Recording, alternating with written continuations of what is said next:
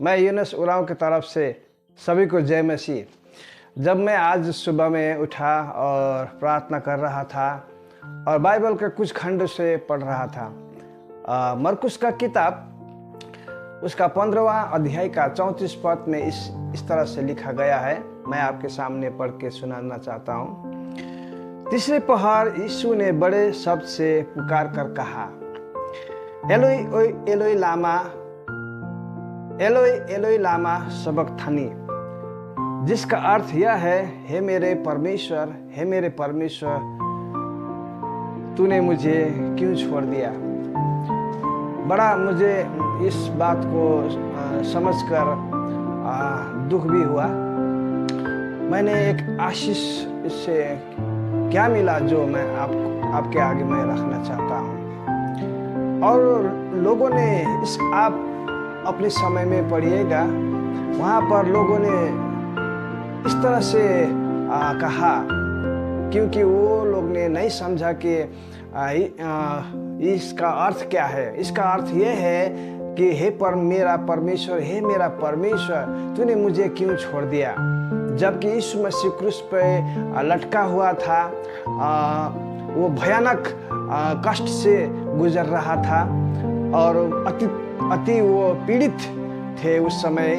और इस वक्त प्रभु यीशु ने परमेश्वर से पुकार कर कह रहे थे कि हे परमेश्वर, तूने मुझे क्यों छोड़ दिया।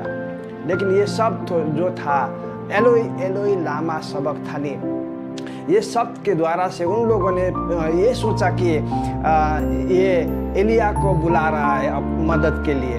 वो लोग ने नहीं समझा। तो मुझे ये जब प्रकाश हुआ कि कहीं मैं भी उसका दर्द को यदि भी नहीं समझ रहा हूँ। मुझे ऐसा लगा कि वो लोग नहीं समझ पा रहे थे। शायद हम लोग भी कितने लोग होते हैं जो यीशु मसीह का दर्द को नहीं समझ पाते हैं, उसका कष्ट को नहीं समझ पाते हैं, वो क्या कहना चाहता है हमें, वो हम नहीं समझ पाते हैं। प्रियो, वो लोग ने क्या सोचा कि एलिया को बुला रहा है मदद के लिए, उसका भावना को नहीं समझ पाया, उसका कष्ट को नहीं समझ पाया, उसका दर्द को नहीं समझ पाया, उसका जो अवस्था था, उसका जो समय था, उसको नहीं समझ पाया। कई बार हम लोग भी ऐसे होते हैं कि प्रभु यीशु कुछ कहना चाहता है और हम कुछ समझते हैं।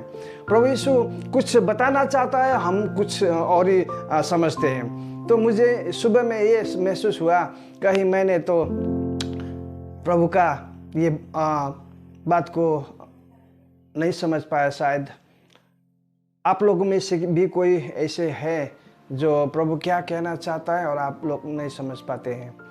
तो हमें इस समय हमें प्रार्थना करना चाहिए। इस समय हमें प्रार्थना करना चाहिए कि प्रभु हमसे क्या बातें करना चाहता है, प्रभु आपसे क्या बातें करना चाहता है। ये स्ट्रॉन्ग वचन है, बहुत आशीषमय वचन है। उस समय ऐसा वक्त था जो प्रभु यीशु अकेले क्रूस पर लटका हुआ था और बहुत सारे भीड़ वहां पर इकट्ठे हुए थे। सभी लोग तमाशा को देख रहे थे। प्रभु यीशु वहां पर कष्टदायक समय से गुजर रहा था, लेकिन किसी ने उसका दर्द को नहीं समझा।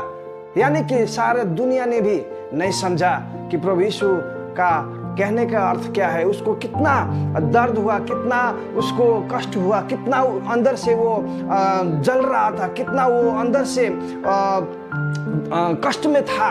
ये बात को कोई नहीं समझ पा रहा था। मैं आपको एक प्रश्न कहना चाहता हूँ, क्या उसके दर्द को आप समझते हैं? यीशु मसीह जो समय से होके गुजर रहा था, क्या उसको आप समझते हैं? यिर्मयाह का किताब 9 अध्याय का 24 पद में कहता है कि हम उनसे प्रसन्न है जो हमें समझता है और जानता है। क्या आप प्रभु यीशु को समझते हैं? क्या आप प्रभु यीशु को जानते हैं? क्या उसका कष्ट को जानते हैं? उन्होंने हमारे लिए क्या कष्ट उठाया, वो हमारे पापों के लिए मरा, वो हमारे लिए कष्ट उठाया, हमें इतना बेहद वो प्यार करता है। क्या आप इसको जानते हैं? वो हमें इतना स्ट्रॉन्ग अंदर से बेइंतहा प्यार करता है, मोहब्बत करता है। क्या इसको आप समझ पाते हैं?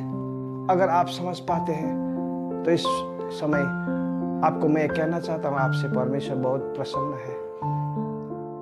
आपसे परमेश्वर बहुत प्रसन्न है जब आप उसकी भावना को जानते हैं, जब उसके बातों को आप समझते हैं, उसके वचनों को आप समझते हैं कि प्रभु आपसे इन दिनों में क्या कहना चाहता है। बहुत भयानक समय से हो के आज हम लोग गुजर रहे हैं। इस वक्त आपको परमेश्वर क्या कहता है?